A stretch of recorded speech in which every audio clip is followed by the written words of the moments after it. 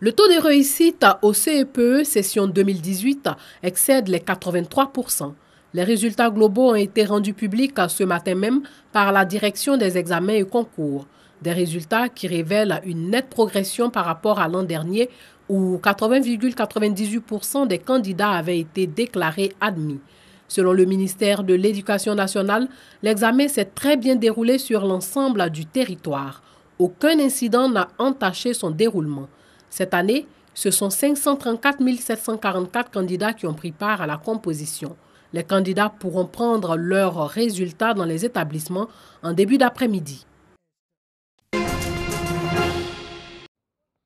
Clarisse est au bord du désespoir. Depuis 4 jours, elle défile ici, au Centre national de transfusion sanguine, à la recherche d'une poche de sang pour sauver sa sœur, entre la vie et la mort dans un hôpital. Elle est malade et elle a vraiment besoin de sang. Et ce qui est vraiment dommage, c'est qu'on se rend compte qu'il n'y a pas de sang. C'est vraiment un problème auquel toute la communauté ivoirienne doit vraiment faire face. Elle n'est pas la seule dans cette détresse. Je suis venu prendre du sang pour mon père qui doit subir une opération chirurgicale. J'ai laissé l'argent à la clinique, mais la clinique n'a pas pu avoir. L'opération devait se faire ce matin à 8 h, mais par manque de sang, on était obligé de reporter jusqu'à ce qu'on ait le sang. À l'intérieur de l'établissement, quelques donneurs de sang se laissent aller à ce geste qui sauve des vies. Un jour, j'ai eu à sauver moi-même mon fils. Il était anémie, il manquait du sang. Comme moi-même, j'étais déjà donneur.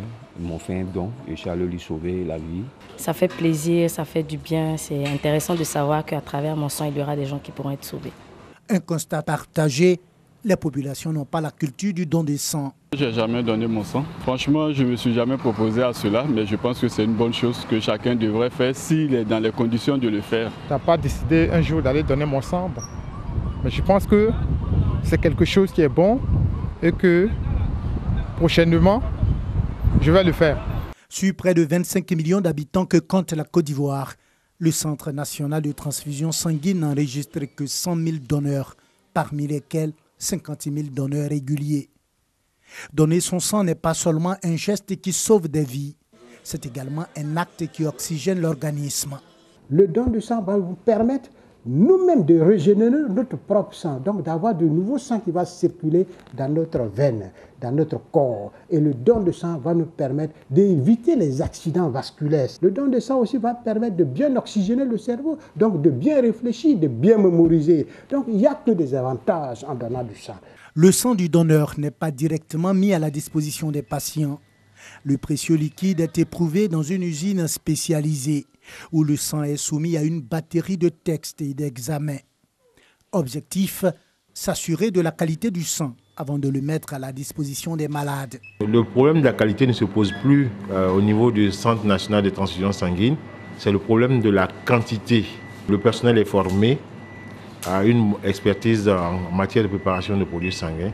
Nous avons aussi des appareils qui nous permettent d'avoir des produits de bonne qualité. La Côte d'Ivoire a gagné le combat de la qualité du sang, selon les experts. Reste maintenant celui de la quantité.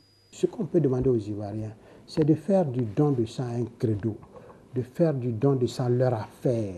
L'État de Côte d'Ivoire a construit des structures de transfusion un peu partout dans le pays, mais le sang ne peut pas se fabriquer. C'est eux qui peuvent venir, n'est-ce pas, aider les structures que l'État a mises à leur disposition. 27 structures existent sur l'étendue du territoire, proches des populations, prêtes à les recevoir pour le don de sang.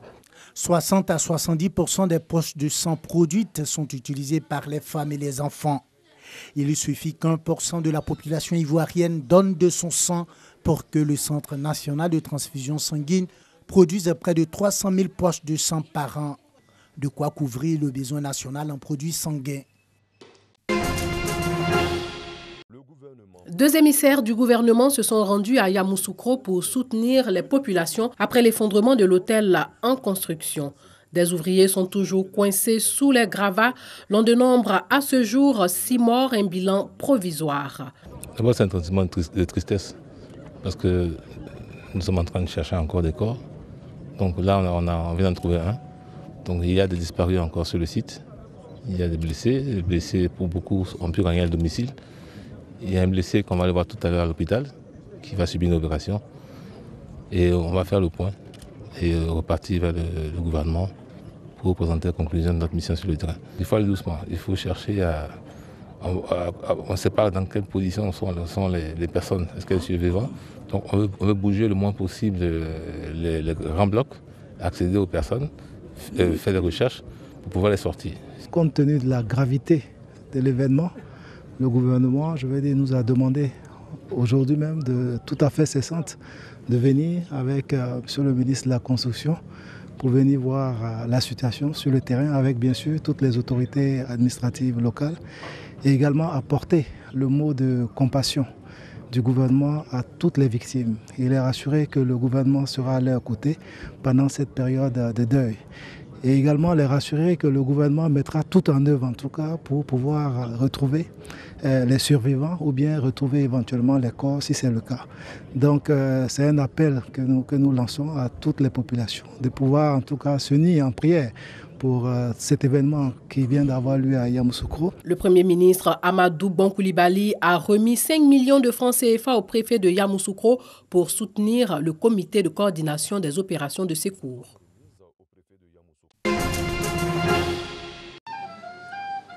C'est ta fille! Prends la fuite! 8 candidats sont en compétition à cette finale du concours de la création poétique chez les jeunes. Un concours initié par l'association Ivoire Club Écriture pour stimuler le goût de la lecture et de la poésie au sein de la jeunesse estudiantine. Très souvent, nous avons des jeunes qui sont chez eux à la maison, qui écrivent de beaux textes, mais qui n'ont pas vraiment cette chance-là d'exprimer leur talent et aussi d'être édités. Donc à travers ce festival, on leur donne l'occasion de pouvoir croire d'abord en eux et puis montrer ce qu'ils ont, c'est-à-dire leur talent, et à la fin nous les éditons. Le thème choisi pour la 5e édition du concours de la création poétique cette année, l'immigration clandestine.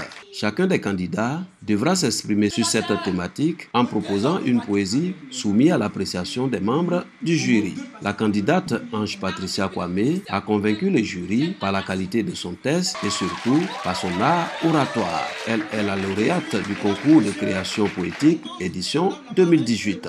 Lorsque j'ai eu le thème, je me suis beaucoup préparée, j'ai beaucoup travaillé et j'ai commencé à écrire quelques mots, quelques phrases, des vers, puis ça a commencé à me plaire et de là est venu le poème Mon paradis. Une enveloppe de 100 000 francs CFA et un contrat d'édition constituent les prix reçus par la lauréate. Pour son 26e anniversaire aujourd'hui, Mohamed Salah aurait bien voulu savourer une victoire de l'Égypte. Mais la réalité était tout autre. Les pharaons d'Égypte se sont inclinés sur le fil devant une équipe uruguayenne déterminée. Privés de leur serial buteur Mohamed Salah, les Égyptiens ont longtemps tenu en échec les Uruguayens à l'image de plusieurs tentatives manquées de Suarez, puis de Cavani, avant de finalement craquer dans les ultimes secondes de la partie. José Maria Jiménez profite d'un coup franc de pied arrêté pour délivrer les siens à la 89e minute. 1-0 score final. La première période entre le Maroc et l'Iran est très animée avec les Lions de l'Atlas qui dominent le début de rencontre. Au fil des minutes, l'Iran est rentré dans son match et a également été dangereux en contre-attaque. Les gardiens des deux équipes ont été mis à contribution et ont réalisé des arrêts salvateurs. 0-0 à la pause. 20 ans après sa dernière participation à la Coupe du Monde, le Maroc d'Hervé Renard encaisse un but autogol inscrit par Aziz Bouadzouz dans les arrêts de jeu. Face à son prochain adversaire, le Portugal de Cristiano Ronaldo, le Maroc devra tout donner pour avoir une place dans ce mondial.